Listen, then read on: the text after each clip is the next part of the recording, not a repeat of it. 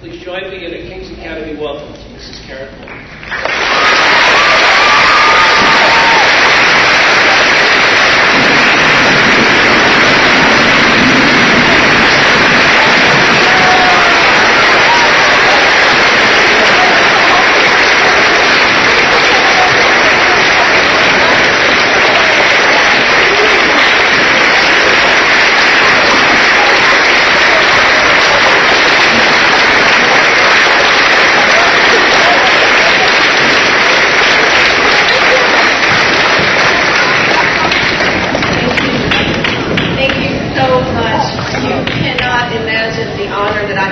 Today, being in your presence and getting to share this very, very important day with you.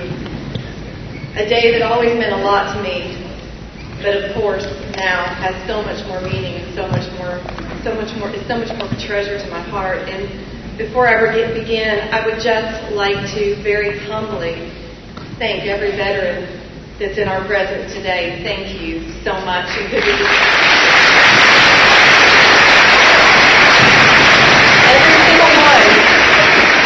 Every single one of them were willing to pay the ultimate sacrifice that Aaron did, and that's the point. They were willing to. Thank God they're here with us today instead. I'd like to speak to you about three things this morning. I'd like to speak to you about a man, a mission, and a legacy. First, a man. I'd like to tell you about my son, Aaron. We raised him on a small farm in a small town in West Tennessee. He always loved sitting at his father's feet, listening to stories about historically brave men who fought evil for what they believed and knew was right. He was the kid who preferred hunting over Saturday morning cartoons, BB gun fights over pickup games of basketball, and definitely tackle rather than flag football. He was a funny kid who loved to laugh and he loved to make others laugh.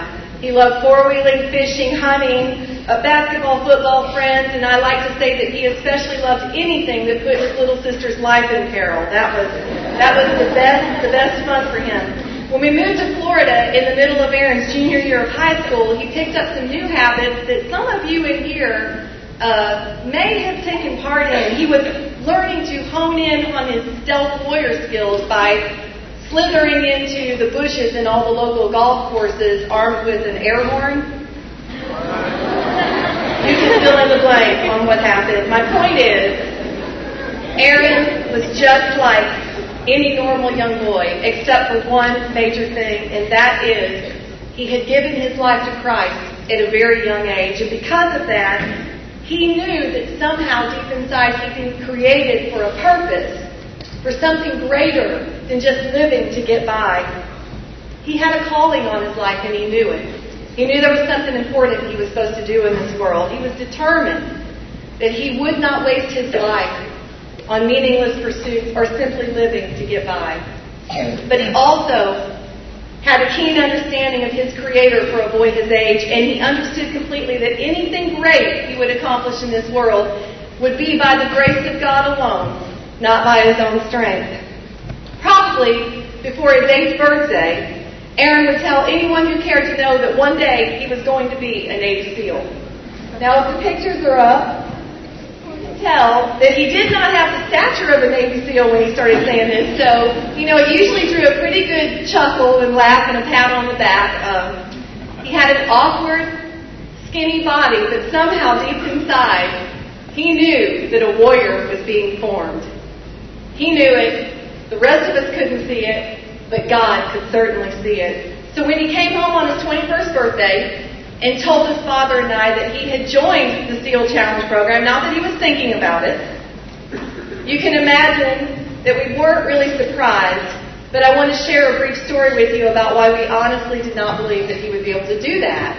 See, in his senior year of high school football, he obliterated the ACL in his left knee. There's probably a lot of athletes in this room who can appreciate what that means. It's a career-ending injury unless you have a successful recovery surgery. After 2 failed surgeries, I remember sitting in the orthopedic surgeon's office with Aaron as he got the news that there was nothing else they could do for him. That for the rest of his life, if he wanted to even play a pickup game of basketball, he'd have to wear a special brace that I'm sure you're all familiar with. So as we sat across that table from him that night, We said, son, you do realize, and I don't mean any disrespect to the Navy because I love the Navy, but we said, Aaron, you do realize that if you don't make it into the SEAL Challenge program, you're still going to be in the Navy, right? And he said, Mom, Dad, I'm going to make it. We just knew that Aaron would not want to be on a boat. We knew what he wanted to do. So he developed exercises because he couldn't tell the Navy that he didn't have an ACL on his left knee or they would not have let him join the program. So he started looking on the internet and finding exercises that he could do that would strengthen his leg in order to stabilize that joint without the use of a brace. So it was quite an accomplishment when he became a Navy SEAL. And Aaron knew, like I said, that if it was God's will for him to accomplish this in his life, as he had always thought so, that he'd be able to make it, and make it he did. Aaron graduated with Buzz Class 248. This class had a winter Hell Week, so it started out with about 150 men, and by the time Hell Week was over, in the first phase of 3, it was down to 20 men. And Aaron, of course, was one of them. The more dropped out or failed in the following phases, and I believe about 7 of those original 150 actually graduated with Aaron. He not only graduated Buzz Class 248, he made it to a highly esteemed level in the history of Naval Special Warfare. His name is on a plaque in San Diego called First Time Every Time, which means, believe it or not, with no ACL in his left knee, every single task that was put in front of him, he accomplished the first time he tried it. As Aaron and I talked through the years, we always acknowledged together that he had absolutely had that call in his life and that God alone had made him a Navy SEAL, and Aaron was extremely humbled at that thought. On his very first deployment, he met the love of his life, Kimberly, who you saw in the video. Kimberly was a Washington Redskins cheerleader. It's a really sweet story. She was actually in Guam on a USO tour when they met. Love at first sight, they married 2 years later. 16 months after that, they welcomed their first child into the world, Aaron Carson Vaughn, and life was good. In 2010, they packed up and moved from his West Coast team to the East Coast, where after many months of brutal screening, the highest level of screening in our nation's military, Aaron earned a spot among the most elite warriors in the history of the world, the now famous SEAL Team 6, known in the teams as Death Crew. He was at the pinnacle of his life, and certainly at the pinnacle of his career. On June 3rd, 2011, life got even better, and Aaron and Kimberly and Reagan welcomed Catherine Chamberlain Vaughn into the world. 3 weeks after her daddy's birth, Aaron took off for what he called the deployment he'd been waiting for his whole life.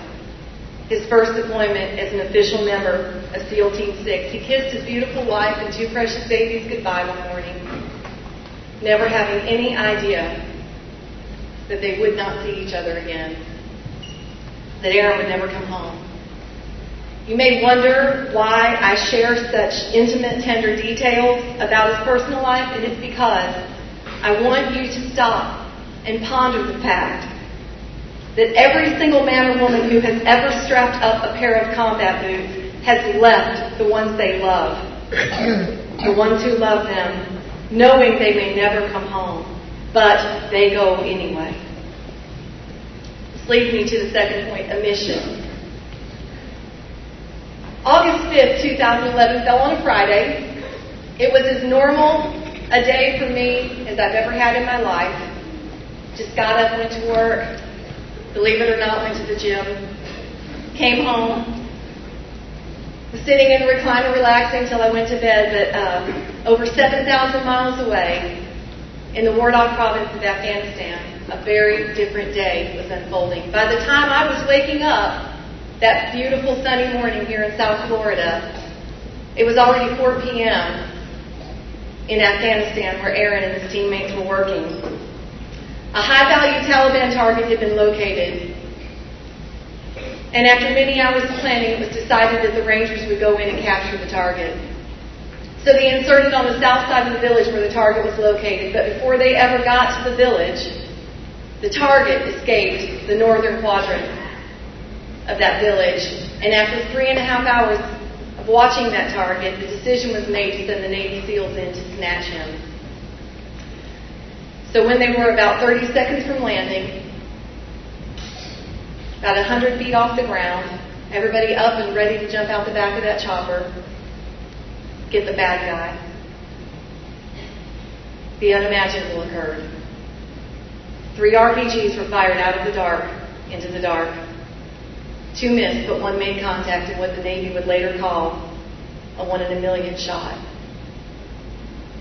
The RPG hit a rotor blade on the aft or rear pylon of that chopper, ripped off 10.5 feet of that blade, which caused the chopper to become destabilized immediately. It spun violently out of control and crashed to the ground in a massive tree-topping explosion. And there were no survivors. In the blink of an eye, just like that, Aaron and 29 other brave, fearless American warriors were gone. They were part of history. I'm told that 40 children were left fatherless that day. Little girls who would never again have their father attend a ballet recital and who would one day now walk down the aisle with someone other than their father. Little boys who'd never again have the privilege of playing pitch in the yard with their dad. It would never again have him around to teach them how to grow into the strong man that their daddy was. So many wives left to face life alone now. And so many mothers, fathers, sisters, and brothers who will now spend the rest of their life with an empty seat at their Christmas dinner table. When Extortion 17 crashed to the ground that night, it marked the single largest loss of life in the now 11 years of war against radical jihad. It also marked the single largest loss of life in the history of naval special warfare. After his death, Aaron was described by his commander as one of the best operators he'd ever known, a fearless leader, he said, headed to the top. His chaplain in SEAL Team 6 told his father and I, if you gave me 5 men like Aaron, I could conquer the world. But perhaps the most powerful words shared with our grieving hearts were from his commanders and teammates alike when they told us repeatedly that Aaron was a light for Christ in a dark world. In closing, I'd like to tell you that Aaron left a legacy, my third point. A legacy we must, as freedom-loving Americans, take seriously. If he were here today, I know what he would tell you.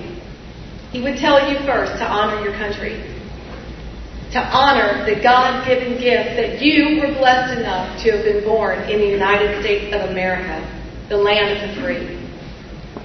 He'd tell you to remember that your freedom was bought with a price, and this time, that price was paid with the blood of my only son. He'd also demand that you remember that hundreds of thousands went before him and the brave men of Extortion 17, because they too believed that freedom and the American way of life was worth fighting for and worth dying for. He would demand also that you pay attention to the political arena in the United States. Be intelligent about what's going on in this world around you. Don't leave it up to everybody else. Take responsibility for it. Our country and our way of life, now more than ever in my lifetime, is in danger. And we have to respond. So as soon as you're able, you be sure to cast your vote and make your voice heard. Good men and women died to give you that right. Aaron would also urge you, most of all, to find a personal relationship with the God of our founding fathers.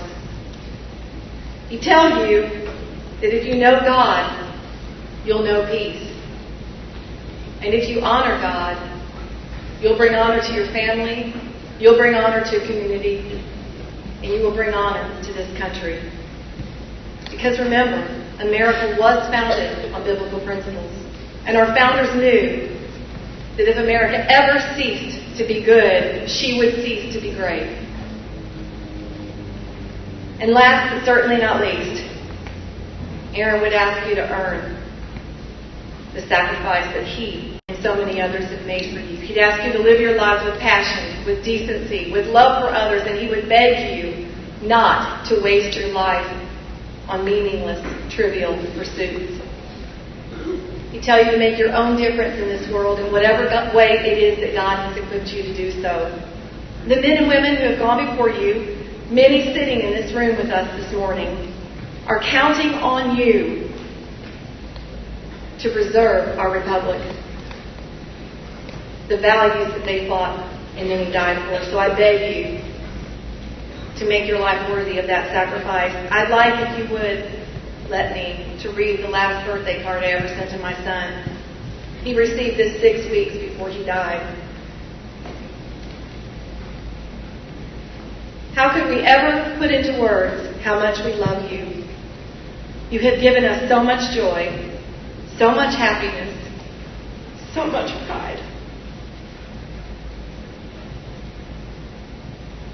If we had prayed and told God all the things we wanted in a son, we never would have been so bold as to ask for all you are.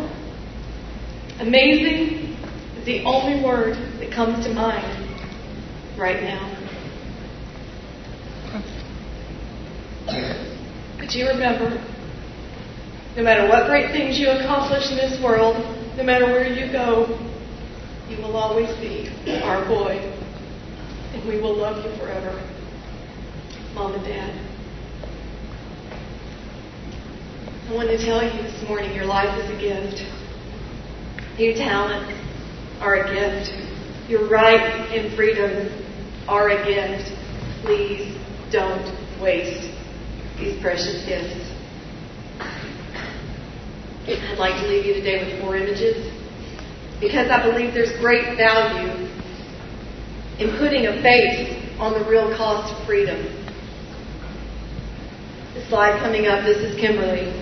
I want to remind you that she gave you her husband. The next slide is Tara and Anna, Aaron's sisters. They gave you their brother, their only brother. The next slide is Reagan and Chamberlain. They gave you their daddy. And the last slide is Aaron. He gave you everything he had.